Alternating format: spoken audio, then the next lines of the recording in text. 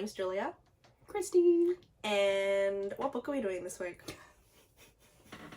So it's a good one. This is one we've been talking about from the start. You'll never guess. It's Conquered by Clippy. I feel like, so I guess to reflect on how we got to here is we had recently read the Mindfuck series, and yes, we do have episodes coming up that are going to cover, and it left us in a reading slump. Mindfuck series left both of us in such a reading slump. We did not know what to read next. I didn't pick up a book for almost a week. Neither. And I was going through my A to Z challenge. I'm like, all right, C. I need a book that begins with C. In came me. Conquered by Clippy. To the rescue. How many pages is this book, Christie?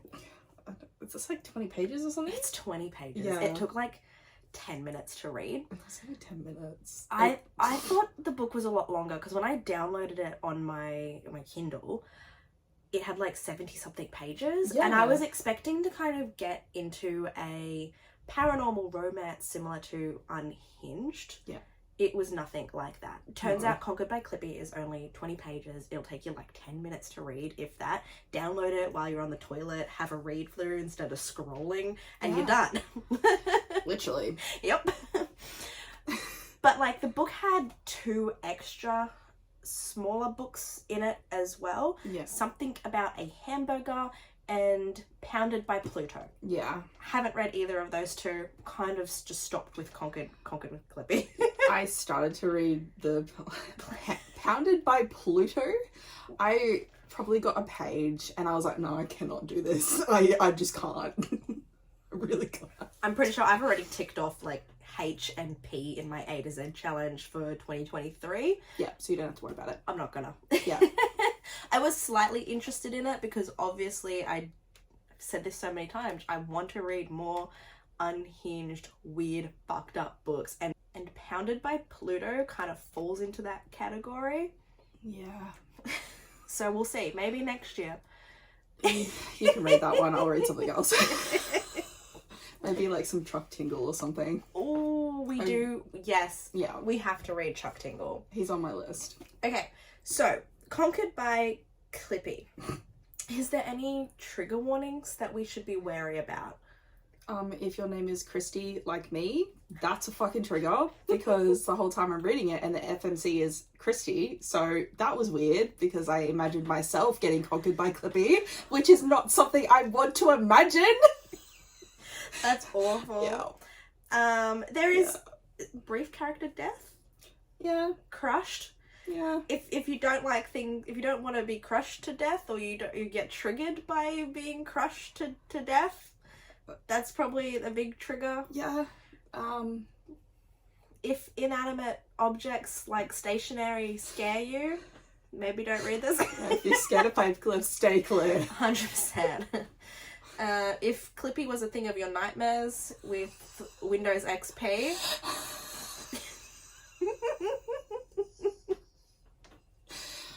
Just in case. I need to breathe. Holy shit. What about kinks? We were arguing about this before. Double penetration. Yeah. It's, as Now you I said, think about it. bit of column A, bit of column B. It's a paper clip that uncurls itself to kind of go one hole and another hole, like. That gave me serious ick. We were also comparing notes, and everything that Christie highlighted is just everything that gave her the ick. And let's just say there is 19 highlights. It's almost one highlight for every page of this book. Literally. The whole book was the ick. So, something that I didn't realise with this story as well is that Conquered by Clippy is book 2 in... Yeah, did you not pick up on that fact? No. Okay, so Conquered by Clippy, it's part of the Digital Desires number 2. Oh, is number 1 the I Watch? No, number 1 is Tetris. Did you even read page 1? I read the book. I skipped everything else. Okay, so Christie, our female main character for Conquered by Clippy, she's independent as fuck, right? Doesn't want anyone to do anything for her. But she has gotten the attention from Phil Gates, CEO of Contoso, some digital corporation. But Christie got Phil Gates' attention because of a blog that she wrote about the Tetris blocks that had like come to Earth or something like that.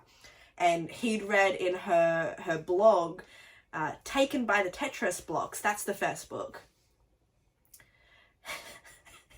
So fucked up. So he read in Christie's blog about the blocks and wants her to write about an alien artifact that was recently discovered. Okay, this is all actually making sense now. Yes. So that is how Christie, our female main character, ends up getting to Clippy. And book 3 must be the iWatch one then. There's one where she fucks her Apple Watch. Or it fucks her. I don't know. There was like before I read Conquered by Clippy, I actually tossed up, do I go back and read about the Tetris blocks? And then I just said, no, a paperclip is enough right now. Yeah, that's fair. Yes. So, this book starts with Christie getting hired by Phil Gates to write about some alien artifact. They end up on a helicopter to fly into this, like, site, but the helicopter crashes. Classic. That's why you don't fly planes. I learned that from Grey's Anatomy. Still triggered. I can't with this book. Phil Gates and Christie fly in on a helicopter to this alien artifact that was recently discovered, but the helicopter crashes, and one of my favorite sentences I read in the book was how the crash destroyed Phil Gates' Windows Phone 8.1 smartphone. Yeah. 20 pages and it's Windows Phone 8.1 smartphone. We couldn't have tidied that up just a little bit. No. What happens next, Christie? So they go to, like, you know, where it's crash landed. Yeah. The alien vessel thing. And out pops Clippy, essentially. We just ask Christie on repeat, it looks like you are writing a letter. Do you need help with that? It looks like you were trying to write a blog. Do you want help with that? The first thing I highlighted, a high-pitched, bouncy voice echoed out of the vessel. Would you like some assistance today? And remember when we said our female main character is independent as fuck? Yeah. She did not want any assistance today. No, she was like, fuck off, without saying fuck off. Yeah, essentially. So, they're not... This is the thing that I couldn't quite wrap my head around straight away, and maybe it's because I skipped book 1, but Phil Gates and Christie aren't weirded out by the fact that there is now this paperclip. Yeah. Just hanging out with them, asking them if they want assistance every 2 minutes. And remember as well, Phil Gates was like hardcore hitting on Christie. Hardcore. Like, hardcore. I highlighted this another part and it was like, Clippy somersaulted over the pit. Looks like an awkward romantic situation, he said. Can I assist in getting this guy off of you? This was probably my favourite line in the whole book. But Phil Gates and Phil Gates and Clippy were also like best friends, just chatting away while Christie's trying to do research on this like alien crash site. Yeah. On this alien crash site. They actually continue exploring like the ruins and stuff and find a dusty old office. Yeah. Honestly, the story just gets worse and worse as it goes on. Yeah. But it's like an office opens up. It's all dusty. There's heaps of servers everywhere. Phil Gates is like wetting himself with excitement over the technology that's here. Yeah. And then all of a sudden he gets crushed. Yeah. Like the servers start falling down and he gets crushed by one of them. And Christie's just like, oh no, what a tragedy. With the servers being destroyed, it somehow alters Clippy's programming. And now he has human urges. Literally, I highlighted another line. I do still want to assist you, he said. His digital gaze scanned her body and one eyebrow raised slightly. But it's no longer because of my programming. So bad. And like, Clippy keeps trying to like assist Christie and she keeps saying no. And then I don't know what happens, and all of a sudden Christie is just like, assist me, Clippy, assist me. Yeah. And then you get this line. Christie looked down and she saw that the loose end in the middle of Clippy's coil was sticking out. It glowed red at the end, as if his rod had been stuck in a fire. Clippy had a boner. So bad. She reached out and grabbed his glowing red end. It was warm, but not too hot to handle. He uncurled further at her touch. I'm micro hard, he muttered. Her own human body part, in brackets, vagina, felt hot too. I forgot about that. She then began rubbing her clit, vagina, and genitals. Look, the book is called Conquered by Clippy. I'm pretty sure anybody reading that knows that it's going to be some kind of erotic, inanimate object and this woman. Like, look at the front cover of the book. It's literally a redheaded girl And just like in like her undies. underwear Yeah. and then Clippy. Yeah. Paints the picture. Doesn't leave much to the imagination. You don't need to explain in brackets vagina. But also, like, why did they beginning rubbing her clit, vagina, and genitals?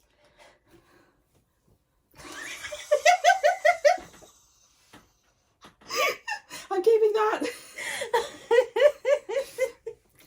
Can I read another line? Please. Yep. Her perfectly engineered breasts popped free with nipples like eager little puppy noses. This is how you know it was written by a man. Yeah. Who the fuck looks at nipples and thinks Perfectly engineered. but also puppy noses? Whose nipples are fucking looking like that? Leonard Delaney. Leonard Delaney. Thank you for this absolute delight that is conquered by Clippy. But I'm stopping with the series here. What did you give it overall for a star rating? I'll give it 2 because I got a lot out of it. I was so disgusted. But I wanted to see what happened. I'll give it that. Yeah, I will agree. I have read some awful books that I have just been not interested in even discussing on the podcast. This one, we knew what we were getting into when we downloaded it. I will also give it 2 stars. I think I felt a little bit deceived by the length of the book. Yeah. But that was because I wasn't aware there was also 2 other stories in there. But for what it was a wild 10 minutes. It was definitely a wild ride. Which was probably more action than what Christie got. Hey. I feel like we should read the rest of these highlights. I feel like we're almost reading the whole book at this stage. Pretty much, but I'm ready. He sprung forward, bounced into the air, and landed inside Christie's lady socket. Awful. She felt his warmth. He pushed past her pussy toward her internal organs, including her heart. I forgot how bad these lines were. But she had already come once, and it would take more than regular fucking to get her to burst another ovary. I fucking can't. Clippy seemed to sense it. It looks like you're trying to reach another orgasm. Can I assist you using butt stuff? And look, when I read this book, I wasn't anticipating some form of double penetration at all. Clippy was easily able to pick her up like a kebab and flip her onto her hands and knees. Like a kebab? I'm really glad we didn't have kebabs for lunch and we just stuck with chips and gravy. Oh, man! This girl got skewered by a paperclip. He curled so that one end could reach her butt while keeping the other end in her pussy. Oh, it is DP, okay. See? Clippy wasn't the first living inanimate object that Christie had made love to, but she had never felt anything like this. He got his end to vibrate like an Xbox controller as he twiddled the rim of her anus. And then you get a line like this. She spurted lady butter all over Clippy. That was the point where I almost put the book down. I vomited in my mouth. Not joking. The paperclip that gave us the ick. Lady butter. She felt both of her holes fill up with whatever substance paperclips emitted. She hoped this didn't make her pregnant again. And then the last thing I highlighted was, it dribbled from Christie's love port. Just stick with one terminology for vagina. Just call it a fucking vagina or a fucking pussy. For fuck's sake. I cannot handle men calling a fucking pussy shit like that. Get straight to the point. You're Don't triggered. beat around the bush. No, it fucking pisses me off. I can't handle it. Honestly, this book was a fucking ride from start to finish, and I still do not understand what I read. Either. How did it even end? She ended up leaving, and Clippy had his friends who were all robots, and Phil Gates was a robot, not actually a real person. It was... She left. And then She's like, I got a good fuck, I'm leaving, bye. Wrote her blog or letter or whatever it was she was doing while she was there, and that was it. And end of the book. Story finished as suddenly as it had started. Yeah. I still have the ick that she has the same name as me. I'm so sorry about that. I haven't experienced a story where the female main character is named Julia. You were so lucky. And I'm okay with that. I had some really weird fucking dreams that night. Well, if you listen to this episode, good on ya. If you've read Conquered by Clippy, good on ya. If you still plan on reading Conquered by Clippy after this, good on ya. I don't know. We're concerned.